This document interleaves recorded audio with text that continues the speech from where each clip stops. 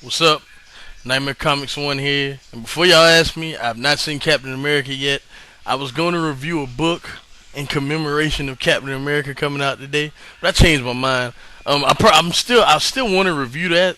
I will. I'm not gonna tell y'all what it is, and it's not Winter Soldier if that's what y'all think. I love that book too, but that's not what it is.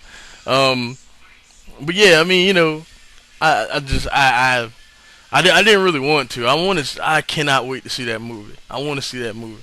But I'll probably see it tomorrow. Have my review up tomorrow. But that's not what this is. This is a review of my pull list. As y'all know, if y'all subscribe to this channel, every Wednesday the new comics come out for the week, and I think I'm gonna make this a weekly thing because I usually get some. This week I got a lot, but I usually get something every week. At least something.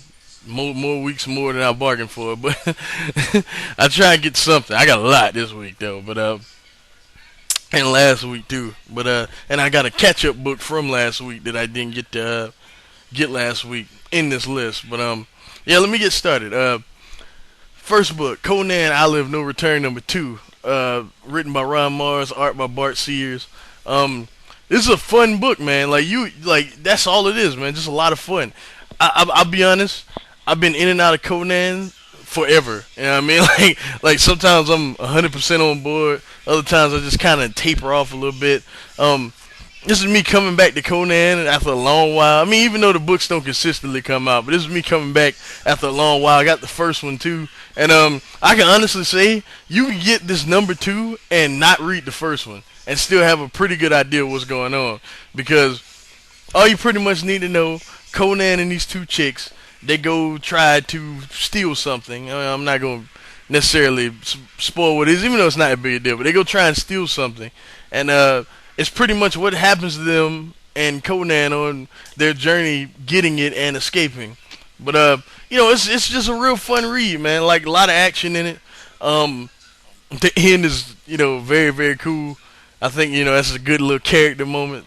Something that's just you know epitomizes how awesome Conan is. But yeah, it's a fun book. Like I said, I would definitely recommend that. What you got to lose? It's just a fun read, straight up.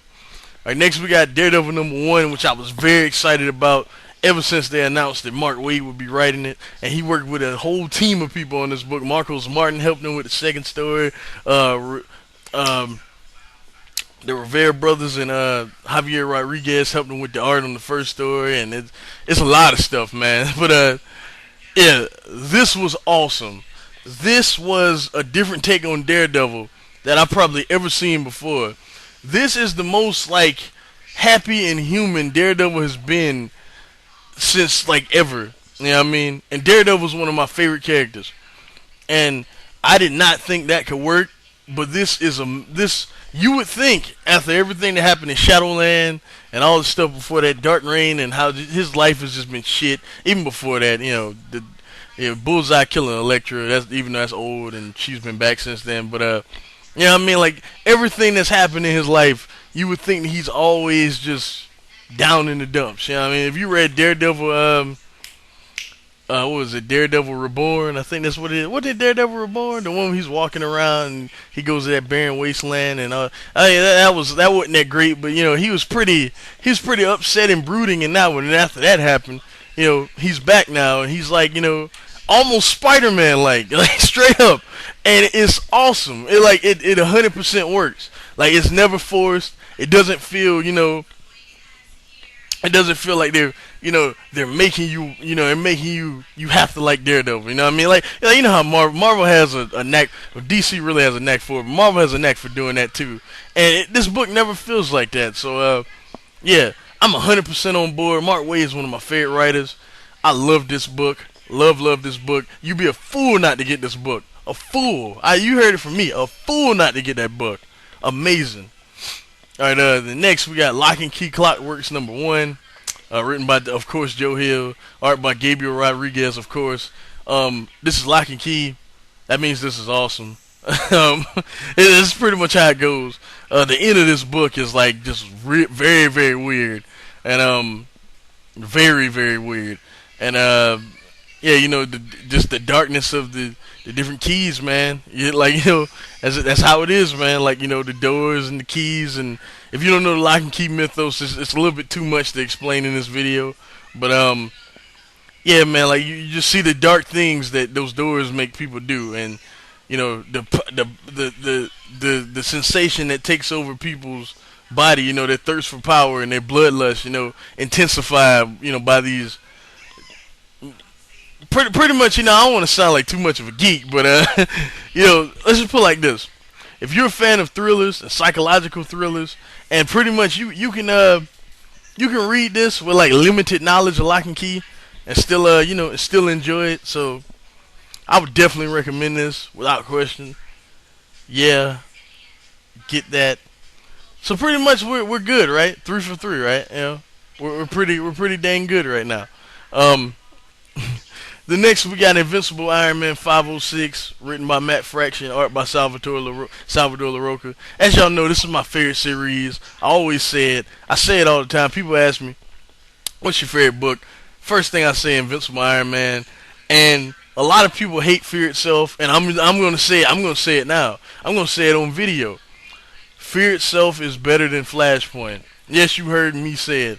Flashpoint is a victim of itself. It has a lot riding on it. Therefore, a lot of things are going on in the book to the point where it is muddled. It is too much. People are mad that Fear Itself is predictable and it plays it safe and all this other stuff. But what is wrong with playing it safe? People. Okay, this has turned into a mini rant. I'm gonna get to the book. I'm gonna get how I feel about the book yet. We all knew Bucky was going to die. We knew he wasn't going to be. Well, we knew he wasn't going to be Cap anymore. Marvel has pulled no punches because Steve has a movie that just came out. Okay, Marvel. What I'm saying, that should have told you right there that Bucky was gone. He wasn't going to be Cap anymore. And the fact that he died did not surprise me. I think his death could be handled a little bit better? Yes, and especially in the follow-up issue, I thought it was like I knew he was going to die, but in Fear Itself 3, when it happened, it was like kind of like a gas moment because like it was just like so quick, like oh, but like it didn't bother me. You know what I mean? This event has not bothered me. The big three are back together. When I say big three, I mean Hulk. What am I talking about? Iron Man, Thor, and Cap. And that's what everybody wanted to see. You know what I mean? And they're all doing their respective things, and I find the event cool. I'm digging it, man. Like, I really am. But yeah, and I'm not really digging Flashpoint that much. That's just being honest. There's too much shit going on. That's whatever. People, everyone's gonna disagree with that, but whatever. Then, all right, like I said, Invincible Iron Man 506. Alluding to Fear Itself, as y'all know, Tony went and got Odin's attention, so he came to the World Tree and guzzled alcohol, pretty much, to get Odin's attention and pretty much show Odin how desperate he is. As y'all know, if you don't know, Tony Stark is a recovering alcoholic. He's been clean for like a while now, and that was like a really big deal, for him to take another drink or whatever. And all I have to say about this issue is, Tony, moderation. Like, what I mean? What are you doing? Like, that last page, I know that wasn't necessarily the focus of the issue, but that last page has me like, no, Tony, no. The first time you did it to prove a point. Now, come on, son. Like, you're doing too much, But I thought this was great also, what I mean? But the problem with this is that it's a Fear Itself tie-in. So if you're not reading Fear Itself, I don't recommend getting this book. But I think if you enjoy Iron Man enough, you'll be able to get this book because they do a pretty good idea of explaining like what's going on. You know what I mean? And but if you're not reading Fear Itself, I wouldn't necessarily recommend this. But yeah, like I said, I love this series, man. Like ever since Matt Fraction took over Iron Man, way back with the 5 Nightmares. I have never not enjoyed the issue of Invincible Iron Man. I know everyone's like, everyone's kind of on Fraction right now, But one thing, even if you're not a fan of his Iron Man, one thing you have to admit is that A, it gets a lot of praise from a lot of people, and B, it's extremely well done. So if you don't like it, that's on you. But no one can say it's bad. But anyway, moving on. Uh, Next we got Batman Gates of Gotham number 3. Uh, Story by Zack Snyder and Kyle Higgins. Art by Trevor McCarthy. Um, this has me like I like the story. Don't get me wrong. I like no, don't get twisted. I like the story. Scott Snyder is a great writer, probably the best at DC right now. But this has me excited for Nightwing, man, because Kyle Higgins is on that book. Now they say the story is by both of them, Snyder and Higgins. All right, if it really is by both of them, Kyle Higgins is a good. He can come up with good stories. And Kyle Higgins actually penned the book. Him and someone else. I can't remember right now. So yeah, it has me optimistic for this Nightwing series. It really does. But yeah, this story is cool, man. It's pretty much about the history of Gotham and everything that went on through the just throughout since like the 1800s to now. There's very nice character moments between Damian and Tim and Cassandra and Dick, because they're taking care of everything that's going in Gotham with no help from Bruce. And this is dope, man. This is not very pick up and readable, accessible. Like you had to pretty much you have to be reading Gates of Gotham to really get what's going on in this issue. But this is a really good issue. I definitely recommend it.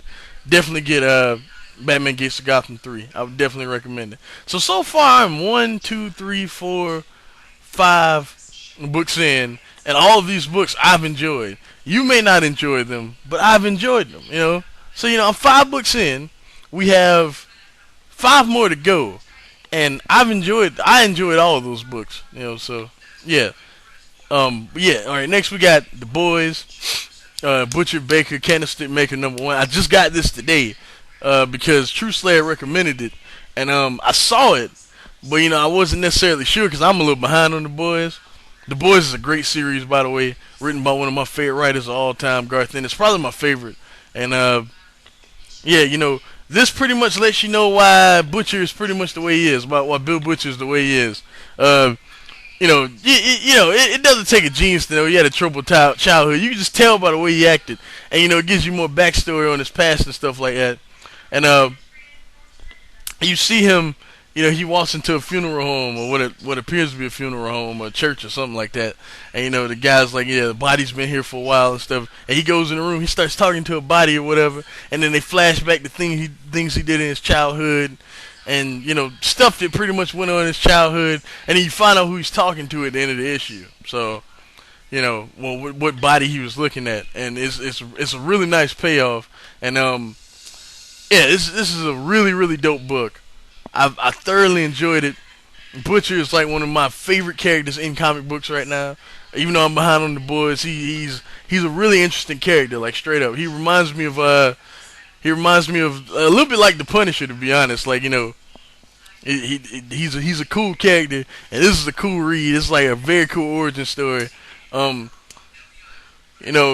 Ennis is good at stuff like he's good at origin stories. He's good at things like this. A lot of people don't like Garth Ennis because of his writing style, and they say he's a little too over the top. He goes for shock factor more than anything else. But to me, this is a really good read, man. I recommend that too. So that's another one. That's another one I like. Okay, then we got probably the worst book of all these books here. Thor, Heaven and Earth #1, written by Paul Jenkins, art by Ariel Olivetti. This is not a bad book though. I just feel like I've heard this story before. Someone I just can't think of where. Because they allude like what's happening is not Ragnarok, it's not the end of all things, but it's the beginning of the end of all things. And like Thor and the Thor and Loki bulk of the book is like I just thought the overall story was like it was just a little really like what, but the Thor and Loki section of the book, which is a lot of it, that is well done, man. Like it's this part of the book where Loki is talking about how lies are essential for people. How like people lie to make situations like better. Because Thor was all pissed. All you do is lie, Loki, and shit like that. I beat the hell out of you right here, and all this stuff. You gotta read the book. I ain't gonna really necessarily give away why they're arguing like that, but Like this part where like Loki's like pretty much explaining how people lie and things like that. Like he was like what was he saying? He was like something happened in someone's house. The little boy decides, his dad runs in the room, belt off, like, who did this? No, the daughter runs in the room, or the dad runs in the room with his belt off, like, who did this? I think they like broke something, and the daughter lies and says, I did it. Also, the little boy wouldn't have to suffer, a spanking, you know what I mean? And things like that he alludes to, like people lie to protect people and also make things better, So sometimes lies are essential, and it's just a really cool dynamic between Thor and Loki. As you know, Ariel Olivetti's art is amazing. At least in my opinion, I really dig that art, especially them colors and stuff. I really dig that shit, man. Yeah. Would I necessarily recommend this? Only if you're like a really big Thor fan, to be honest with you, which I am. So I'm gonna read all of them, But I wouldn't necessarily recommend that though. I gotta be honest. The next we got The Walking Dead '87, written by Rob Kirkman, art by Charlie Adler. We just finished the No Way Out arc a couple issues ago. As y'all know, I'm just going to ruin some stuff. Carl got shot in the face. Rosita and what's his name? Abraham. I think his name's Abraham. They broke up, because Abraham was fucking around on her. A lot of things. A lot of people just pretty much. They're pretty much establishing how things are going to be now that they've experienced the zombie invasion and they've driven the zombies back and things like that. They're working to protect themselves better, and pretty much how the neighborhood will be now. You know what I mean? But the selling point of this book is the last page, because the last page really dictates a lot of things that can go on in this series. I gotta be honest, I was kind of shocked and taken aback by that last page. If they do it like I think they will, I won't ruin it. But if they do it like I think they will, it is a very, very, very, very interesting plot device for Carl. Let's put it like that. Cause yeah, let's put it like that. Like that, that's a very just interesting character development in Carl. Let's put it like that. And I wonder what Rick is going to say to him. I wonder, I can't believe what Carl said when he, I'm going to ruin it. He wakes up, okay? I'm not going to ruin what he says, but I can't believe what he says. Like that. Do I recommend this? You fucking right, I recommend this. But man, moving on. War of the Green Lanterns Aftermath #1. Written by Tony Bedard, written by Tony Bedard, art by Miguel Spoveda and Tyler Kirkham. Pretty much is the aftermath of what I was raving about in the last video I made, the War of Green Lanterns. Pretty much how people are dealing with the Guardians, pretty much, playing with everybody. You know what I mean? And just how people are coping with them getting rid of Hal Jordan and stuff. Kilowog was pissed. Let's put it like that, and he's like, y'all ungrateful. Hal cleans up all y'all messes. How the fuck y'all do that? He was mad, and people are still mad Sinestro has on the ring. He's like, you think I want this thing? And it's just a lot of questions you kind of want answered were kind of answered in this. Only read this if you read the overall story though. If you do not read the story, don't read this book. But if y'all hear something, that's another TV. That's not me.